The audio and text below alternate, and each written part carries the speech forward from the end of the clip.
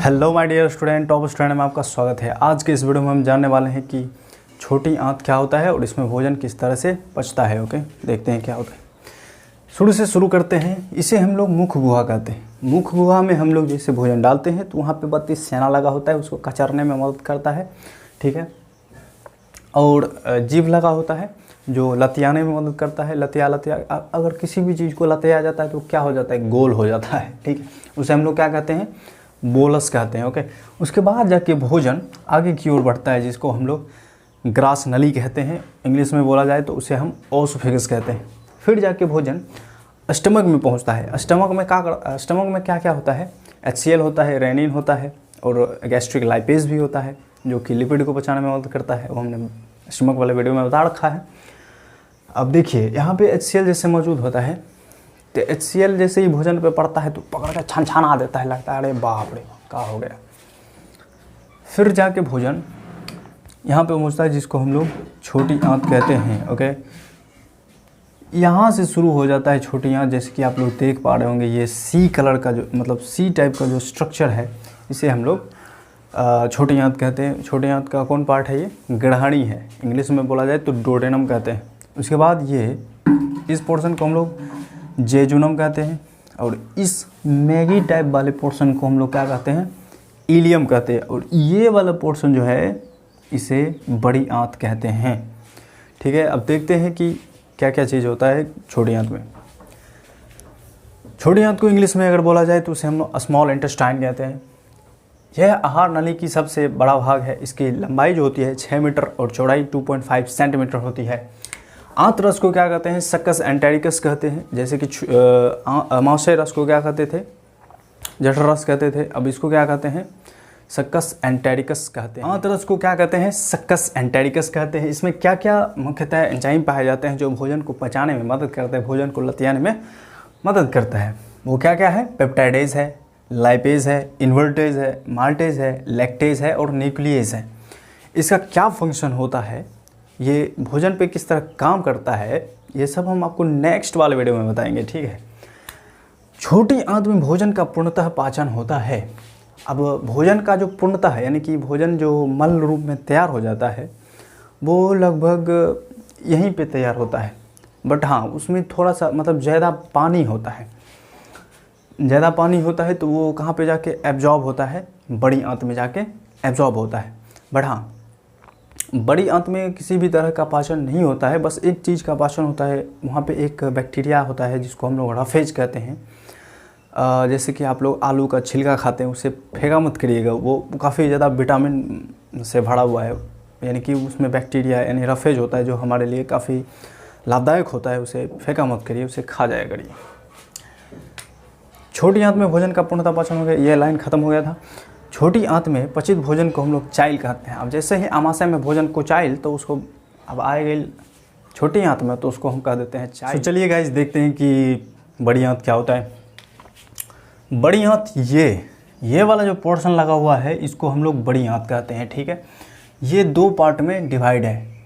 पहला है कोलोन, दूसरा है मलाशय या रेक्टम। अब देखते हैं कोलोन क्या होता है। ये रहा कोलोन, ये पोर्शन को हम लोग क्या कहते हैं, कोलोन कहते हैं। और इस पोर्शन को हम लोग क्या कहते हैं, रेक्टम।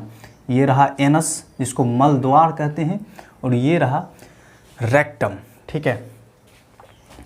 अब कोलोन 3 प्रकार के होते हैं। पहला है ऊपरीगामी कोलोन, मतलब सीधा खड़ा हुआ कोलोन, उसको हम लोग ऊपरीगामी कोलोन कहते हैं।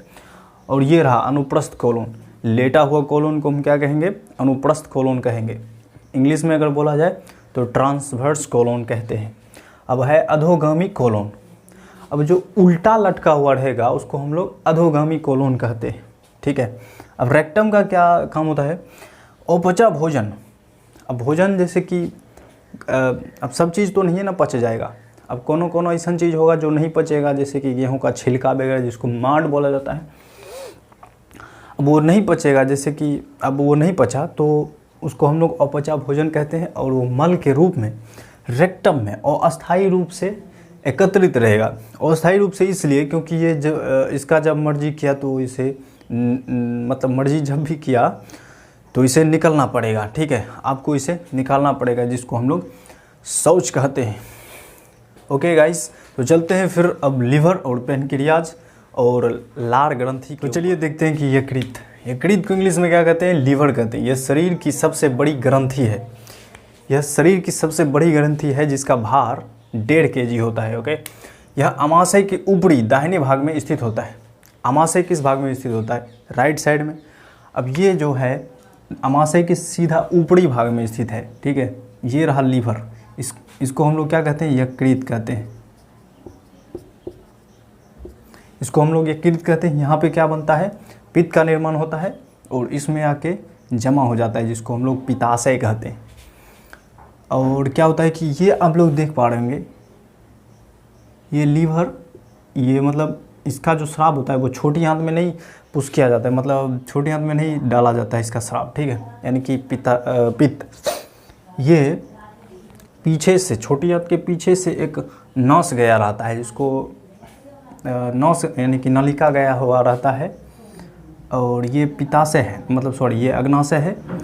इसमें जाके कलेक्ट होता है सारा पित्त और फिर जाके इसमें रिलीज होता है। ओके, ये मत समझिएगा कि लीवर से डायरेक्ट छोटी आंत में डाल दिया जाता है।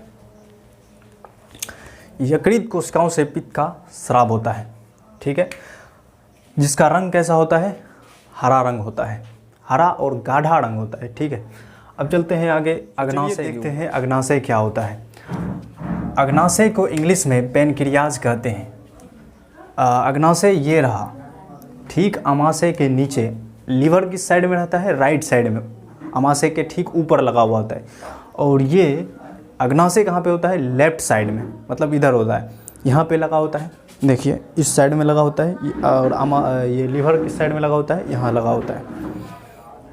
आई एम सॉरी, इधर लगा होता है, अग्नाशय इधर लगा होता है। ठीक है, अग्नाशय से स्रावित होने वाले एंजाइम कौन कौन से हैं? Trypsin, amylase, lipase, nuclease. इस सब का फंक्शन हम इसके नेक्स्ट वाले वीडियो में बताएंगे। ठीक है, अब आगे देखते हैं लार ग्रंथि। यह द्रव के रूप में मुख में स्रावित होता है। मुख में लार स्रावित होता है, जिसको हम लोग थूक कहते हैं। लार ग्रंथि में पाए जाने वाले एंजाइम को क्या कहते हैं? एमाइलेज कहते हैं। ठीक है, मुख में इसकी रचना 3 जोड़ी होती है।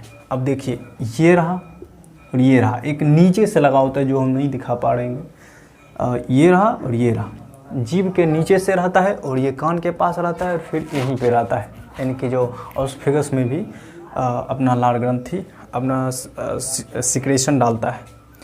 ठीक है, मनुष्य में इसकी रचना 3 जोड़ी होती है। कौन कौन से? पैरोटिड कहते हैं और सब मैंडिबुलर कहते हैं और सबलिंगुअल कहते हैं। यहीं पे लगा होता है सबलिंगुअल और सब मैंडिबुलर भी। और पैरोटिड यहाँ पे इस वाले यहाँ पे जो लार ग्रंथि लगा होता है उसको हम लोग पैरोटिड ग्लैंड कहते हैं, जो काफ़ी बड़ा होता है, यानी कि सबसे बड़ा यही होता है। पैरोटिड ग्लैंड सबसे बड़ा ग्लैंड होता है, यानी ग्रंथि होता है। कौन ग्रंथि? सलाइवरी ग्लैंड, सब मैंडिबुलर और सबलिंगुअल। आई होप आप लोगों को ये सब चीज़ समझ में आएगा। और हाँ, एक चीज़ छूट गया था, यह अमाशय मतलब इसका जो रंग होता है अग्नाशय का वो पीला कलर होता है। आई होप आप लोगों को ये सब चीज़ समझ में आया होगा। और हम आपको इसके बाद वाले वीडियो में बताएंगे कि ये सब सिक्रेशन जो होता है वो भोजन पे किस तरह से काम करता है। तब तक पढ़ाई करते रहिए। Thank you.